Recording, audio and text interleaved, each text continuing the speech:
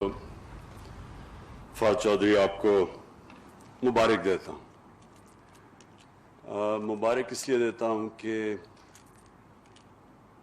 आपने ये एक आपका जो माइंड सेट है वो एक बड़ा मुख्तलिफ और एक रिफ्रेशिंग माइंड सेट है कि आपने फैसला किया जब आपको मिनिस्ट्री मिली कि ये जो एक डोरमेंट मिनिस्ट्री पड़ी है इस पे कितना पोटेंशियल है और पाकिस्तान सब कुछ बना सकता है। देखिए, मैं आप सबके सामने एक चीज़ रखना चाहता हूँ।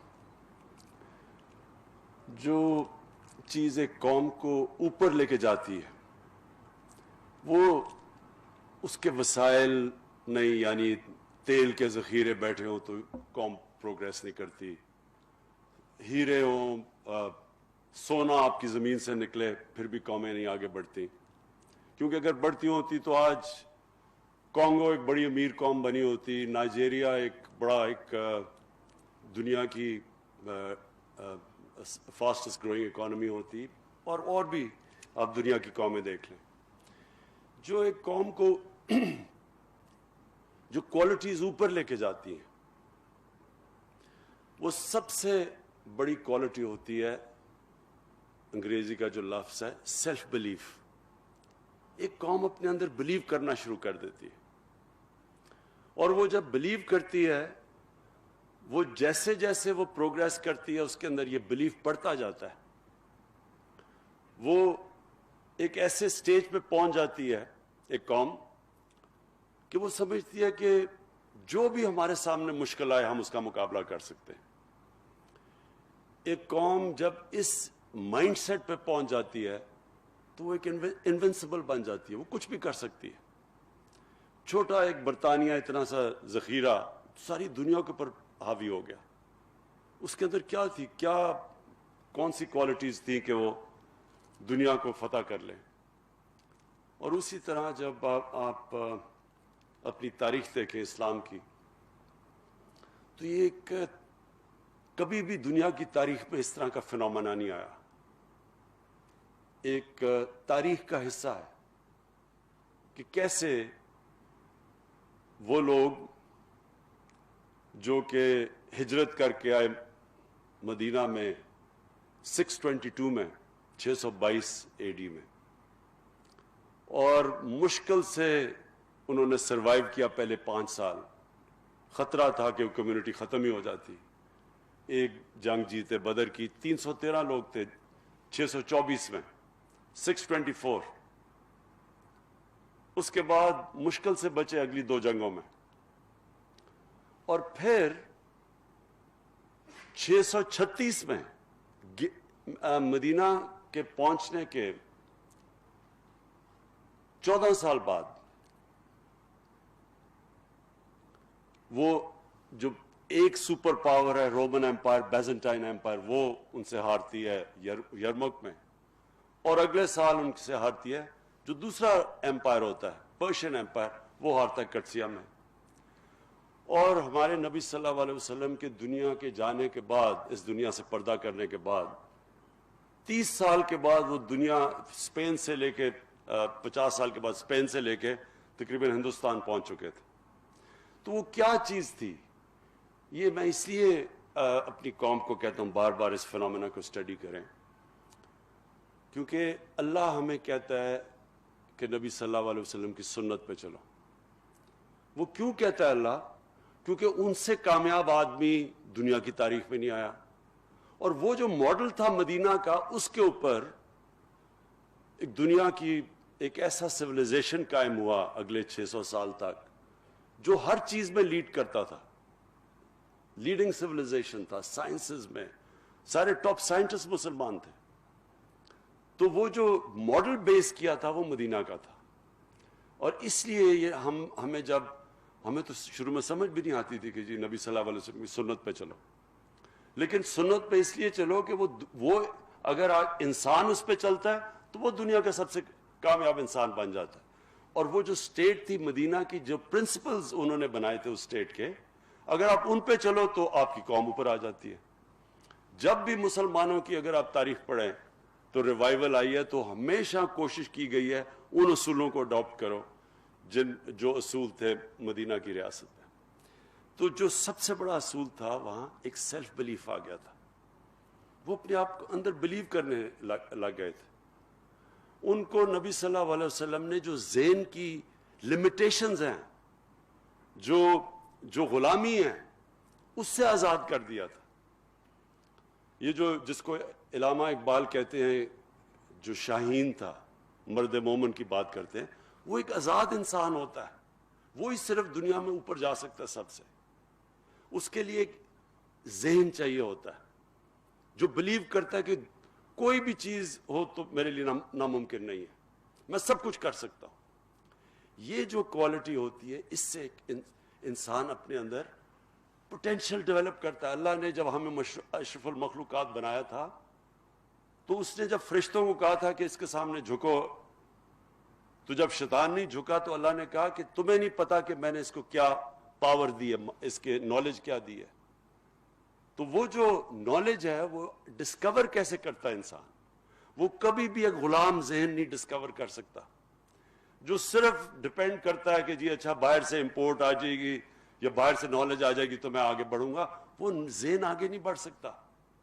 ذہن آگے وہ بڑھتا ہے جو سمجھتا ہے کہ میں کچھ بھی کر سکتا ہوں. اور ہماری جو ملک کی اگر میں یہ سمجھوں کہ اس ملک کے اندر جس طرح یہ بڑھا تھا ایک وقت پہ 60s میں, پاکستانی جو دنیا میں ویو کیے جاتے تھے, جو پاکستانی کے اندر بھی سیلف بلیف آتا جا رہا تھا, وہ ہماری بڑی بدقسمتی ہے کہ ہم اپنا راستہ کھو بیٹھے. وہ جو سیلف بلیف تھا وہ پروپیل کر رہا تھا اس ملک کو, جس کے اوپر پریڈکشنز کرتے تھے کہ پاکستان کیلیفورنیا بنے گا ایشیا کا, سب سے تیزی سے ترقی کر رہا تھا. انفارچونیٹلی ہماری بدقسمتی کہ ہمارے اندر یہ جو سیلف بلیف آنا تھا وہ نہیں آیا. جو سب سے ایک چیز پلیز یاد رکھنا کہ جو ہم آرگیومنٹ سنتے ہیں, جی کلونیلزم آئی اور انہوں نے لوگوں کو ایجوکیٹ کر دیا, ہندوستان میں اگر نہ آتی تو ہم پتہ نہیں پیچھے چلے جاتے یا انگریز کی غلامی نہ ہوتی. کلونیلزم کا جو سب سے بڑا ایک قوم کے اوپر نقصان کرتی ہے وہ غلامی, وہ انسان کو جب آپ آزاد بھی ہو جاتے ہیں لیکن ذہنی غلامی رہ جاتی ہے. میں جب پہلی دفعہ پاکستان ٹیم کے ساتھ انگلینڈ میں ٹیسٹ کھیلنے گیا, میں 18 سال کا تھا, تو مجھے یاد ہے ہمارے سینئر پلیئر ہمیں کہتے کہ دیکھیں انگریز سے جیتنا تو سوال ہی نہیں پیدا ہوتا, اگر ہم عزت سے ہار گئے تو ہماری یہی جیت ہوگی. ہمارے اپنے سینئر پلیئر ہی کہہ رہے تھے. اس کا نتیجہ کیا ہوا؟ ہم جو میچ جیتنے لگتے تھے ہم وہ کہتے تھے, وہ ایکسپریشن آتا تھا کہ وی snatched defeat from the jaws of victory, کیونکہ ہم اپنے اندر ہی نہیں مانتے تھے کہ ہم جیت سکتے ہیں. جب آپ شروع میں کہیں کہ جی ان سے آپ جیت ہی نہیں سکتے تو آپ جیتیں گے کیسے؟ وہ یہ جو ابھی بھی کمپلیکس ہمیں پڑا ہوا تھا کہ وہ ہمارے سے وہ بڑے سپیریئر ہیں اور ان کی ٹیکنیک ایسی ہے, اور وہ جب تک وہ کمپلیکس رہا ہم نہیں جیت سکے تھے. جب ایونچولی جیتنا شروع کیا تو اپنے ذہن کو آزاد کیا. تو یہی جب میں نے شوکت خانم کا فیصلہ کیا بنانے کے لیے, تو میں جس سے کہوں کہ جی پاکستان میں شوکت خانم کینسر ہاسپٹل بن ہی نہیں سکتا. کیوں نہیں بن سکتا؟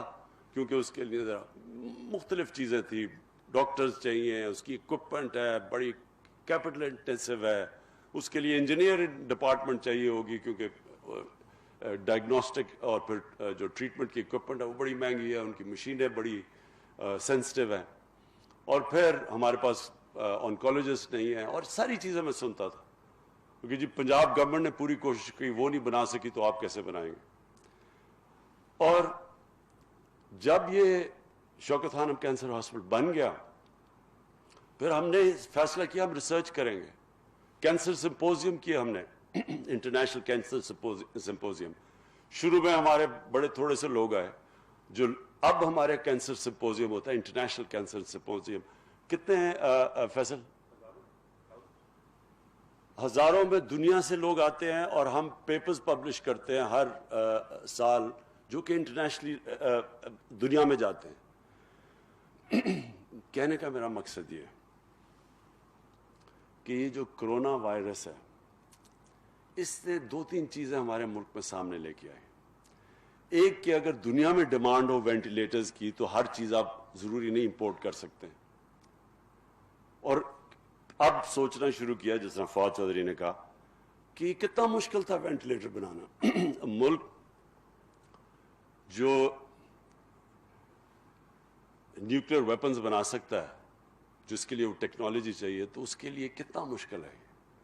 اور پھر باقی جتنے بھی سینیٹائزرز یہ ساری ڈس انفیکٹنٹس یہ یعنی ایک 22 کروڑ کے لوگ عوام کیسے ہو سکتا ہے کہ ہم ہر چیز امپورٹ کرتے ہیں. بیکاز ہمارا جو مائنڈ سیٹ تھا اب تک وہ مائنڈ سیٹ سے ہم نہیں نکل پا رہے. ایک ڈپینڈنسی سنڈرم ہے کہ جو ہوگا جی وہ ہمارے سے آگے ہیں تو ان سے ہم وہ جو ہمیں نالج دیتے رہیں گے وہ ہم لیں گے. ہمارے اندر وہ سیلف بلیف نہیں آیا. اور ہم جو دوسری سیکنڈ نالج اکانومی کی طرف ہم نے کوئی پروگریس نہیں کیونکہ تعلیم پہ نہیں پیسہ خرچ کیا, ریسرچ کے اوپر پیسہ نہیں خرچ کیا کیونکہ ہم یہ سوچا ہی نہیں کہ ہمارے اندر بھی کیپیسٹی ہے, ہم بھی انوینٹ کر سکتے ہیں, انوویٹ کر سکتے ہیں. ہمارے وہی پاکستانی یہاں سے باہر جاتے ہیں اور وہ ہر چیز میں ایکسل کرنا شروع کر دیتے ہیں. تو کیا وجہ ہے؟ اگر وہ سسٹم ملتا ہے جس سسٹم کے اندر ہمارے لوگ جا کے ایکسل کر سکتے ہیں تو وہ یہاں سسٹم ہم کیوں نہیں بنا سکتے؟ اور وہ اس لیے نہیں. اور مجھے افسوس سے یہ کہنا پڑتا ہے کہ ایک ہماری رولنگ ایلیٹ کے اندر یہ ایک کمپلیکس ڈپینڈنسی سنڈرم. ایک کرونا میں یہ ہمیں پتا چلا کہ جناب اگر ساری دنیا میں ڈیمانڈ ہو ان چیزوں کی وینٹیلیٹرز وغیرہ کی تو ہم کچھ نہیں کر سکتے. تو ہمیں تب وہ کہتے ہیں نا necessity is the mother of invention. جب ہمیں مجبوری ہوئی تو ہم نے فیصلے کیے نا کہ ہم یہاں بنائیں گے. دوسری چیز کیا چیز سامنے آئی کہ آج ہماری رولنگ ایلیٹ ہمارے جو صاحب اقتدار ہیں اگر ہم چاہیں بھی تو ہم باہر علاج نہیں کروانے جا سکتے. نہیں تو چیک اپ بھی باہر کرواتے تھے جا کے. کھانسی ہوتی تھی تو سارے گورنمنٹ پبلک کے ایکسپینس کے اوپر اس ٹیکس پیئر کے پیسے کے اوپر باہر علاج ہوتا تھا سب کا. اسمبلی ممبرز بھاگے جا رہے ہیں علاج, منسٹرز جا رہے ہیں, پرائم منسٹرز ان کی ساری فیملی سب باہر علاج ہوتا تھا. آج وہ جا نہیں سکتے, وہاں زیادہ خطرہ ہے. تو اس سے دوسری چیز ہوئی کہ ہمیں اپنے ہسپتال ٹھیک کرنے ہیں, ہم نے اپنے ہسپتالوں کے اوپر انویسٹ کرنا ہے, ہم نے اپنی جو یہاں انفراسٹرکچر ہے میڈیکل انفراسٹرکچر ہمیں اس کے اوپر زور لگانا ہے کہ آگے کوئی اس طرح کی چیز آ جائے تو پھر کیا کریں گے. اور یہ جو سیکنڈ چیز ہے, جب تک کہ ہمارے ملک کے جس طرح میری طرح کے لوگ ہیں ہمارے منسٹرز ہم یہاں نہیں علاج کروائیں گے اپنا گورنمنٹ ہاسپٹلز میں, تب تک گورنمنٹ ہاسپٹلز نہیں ٹھیک ہوں گے. یہی گورنمنٹ ہاسپٹلز ہماری آنکھوں کے سامنے ڈیٹیریٹ ہوئے ہیں. میں پیدا ہوا تھا میو ہاسپٹل میں, میری ساری بہنیں پیدا ہوئی تھی. شروع میں جب بھی کوئی کھیلتے ہوئے کوئی چوٹ لگتی تھی ٹانکے لگانے میو ہاسپٹل جایا کرتے تھے. اور اب پیسے والے لوگ سوچتے بھی نہیں گورنمنٹ ہاسپٹل میں جانے کا. پرائیویٹ ہاسپٹلز, اور صرف پرائیویٹ ہاسپٹلز میں اگر اچھا علاج کروانا ہے وہاں کرواؤ, غریبوں کے لیے گورنمنٹ ہاسپٹلز. اور یہ پھر تیسری چیز سامنے آئی ہے, کرونا کی تیسری چیز کیا سامنے آئی ہے. اب تک یہ ہوتا رہا کہ جناب گندا پانی پینے کی بیماریوں سے بچے مر رہے ہیں, غریب کا بچہ مرتا ہے کسی کو فکر ہی نہیں ہے. ہیپاٹائٹس سی ایپیڈیمک بن چکا ہے پاکستان میں, لیکن زیادہ تر غریب لوگ ہیں, کوئی فکر ہی نہیں ہے. میل نیوٹریشن 25% بچوں کو ہے, فکر نہیں غریب کا بچہ ہے. 40% پاکستان کے اندر سٹنٹڈ گروتھ ہے, کسی کو فکر ہی نہیں ہے کیونکہ غریب لوگ ہیں. اب یہ مشکل آ گئی ہے کہ کرونا نہ امیر نہ غریب میں فرق ہی نہیں کرتا. آپ اگر یہ سمجھتے ہیں کہ صرف امیروں کی لاک ڈاؤن اناؤنس کر دیا جی, جلدی سے فوری لاک ڈاؤن اناؤنس کر دیا, سوچا ہی نہیں کہ وہ بیچارہ دیہڑی دار, وہ غریب آدمی, وہ رکشے والا, وہ جو बेचारा सारा दिन मेहनत करके आके अपने बच्चों का पेट पालता है, उसका क्या बनेगा? नहीं, अमीरों ने सोचा अच्छा जी 2-3 ये अमीरों को भी आता, तो एकदम सारा एक एलीट ने फैसला कर लिया सारे मुल्क के लिए, सोचा नहीं किसी का। हिंदुस्तान ने तो हमारे से भी ज्यादा, जितना वो जो उनका स्ट्रॉन्ग मैन नरेंद्र मोदी है, कहता जी उसका 50 इंच का चेस्ट है, वो इतना डरपोक निकला, एकदम उससे सारा बंद कर दिया। बेचारे लोग 200-200 मील चल के जा रहे हैं, गरीब लोग थे हिंदुस्तान में, सोचा ही नहीं कि आम आदमी की जिंदगी क्या होगी। ये तो हमारा जो अब हमें क्या नजर आया कि अगर आप गरीबों की बस्तियों का ध्यान नहीं रखेंगे तो कोरोना अगर गरीबों की बस्तियों में फैलेगी, वो फिर अमीरों की बस्तियों में भी चली जाएगी। वो रिस्ट्रिक्टेड नहीं है। सिंगापुर ने क्या किया, उन्होंने बड़ा जबरदस्त लॉकडाउन कर दिया और जनाब कर्व उनकी फ्लैट हो गई। उसके बाद लॉकडाउन खोला, एकदम कोरोना फिर फैल गई। क्यों फैल गई? क्योंकि वो जो सबसे उनके गरीब इमिग्रेंट वर्कर्स थे, जो 6-6, 7-7 एक कमरे में थे, उनकी उन्होंने फिक्र नहीं की जब लॉकडाउन किया हुआ था, तो उनके अंदर से वो फैल गई सारी, फिर से उनको अब लॉकडाउन करना पड़ा। तो इसलिए हमें भी जब फैसले करेंगे पाकिस्तान के अब से, तो हमें यह भी सोचना पड़ेगा कि इस मुल्क का वो तबका जो कमजोर तबका है, जो कच्ची बस्तियों में है, जो हर रोज फेस करता है, हर दूसरे दिन मौत देखता है, उसके बच्चों का देखता है कि हाल के गंदे पानी की बीमारियों से बच्चे मर रहे हैं, या वो देखता है कि ये हेपेटाइटिस सी हर जगह फैली हुई है, लिवर खराब हो रहे हैं, जल्दी मर रहे हैं। तो उन लोगों को हम आज कह रहे हैं कि जनाब कोरोना आ गई है तो आप बंद हो जाएं, सोशल डिस्टेंसिंग करें।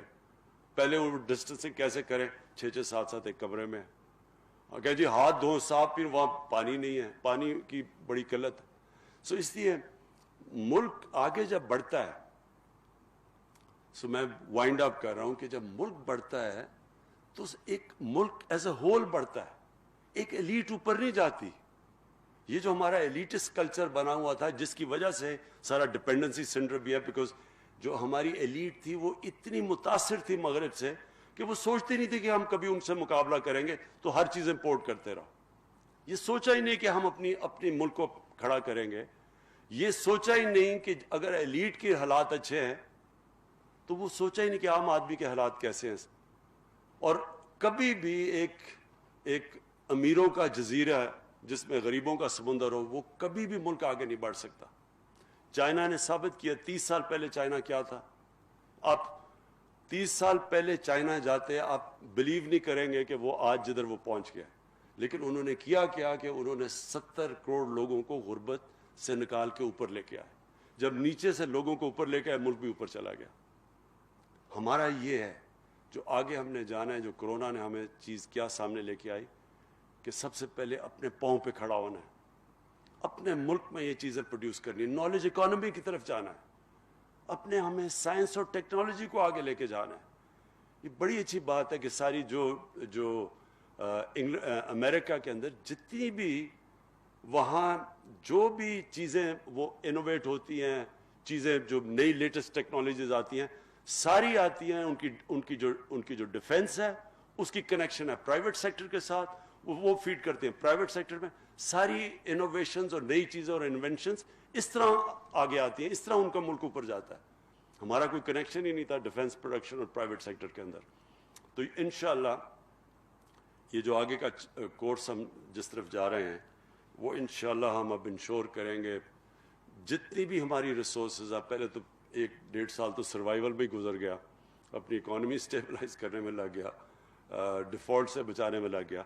लेकिन अब हमारी पूरी कोशिश होगी कि एक विजन चार्ट आउट करें अपने मुल्क की, कि हमने आगे जो जाना है, एक लॉन्ग टर्म प्लानिंग हो मुल्क की, short term, medium term, long term, एक पूरी विजन बने हमारी, जो हम उसके ऊपर पूरे लगे हुए हैं। और इंशाल्लाह कौम को एक पूरी विजन देंगे, और वो जो विजन होगी वो एक छोटे से तबके के लिए नहीं होगी, वो सारे मुल्क के लिए होगी। और वो सेंट्रिक इस तरह होगी कि ये जो हम कच्ची बस्तियां हैं, हमारी गरीबों की बस्तियां, इनको सबसे ज्यादा अब हमने जोर लगाना है कि इनको हमने कैसे उठाना है। वो कौन सी चीजें हैं जो कि आम आदमी को ऊपर उठाएंगी, हम कौन सी वो स्टेप्स ले सकते हैं, किस तरह हम लोगों को गुर्बत से निकालेंगे और अपने چائنا سے بڑی چائنا جب ہم گئے تھے تو ان سے ہم نے بڑی ڈیٹیلز پریزنٹیشنز لی کہ کیا کیا انہوں نے سٹیپس اٹھائے تھے کہ اپنے لوگوں کو غربت سے نکالنے کے لیے. اور اس کے اندر کی یہ ہے لانگ ٹرم پلاننگ.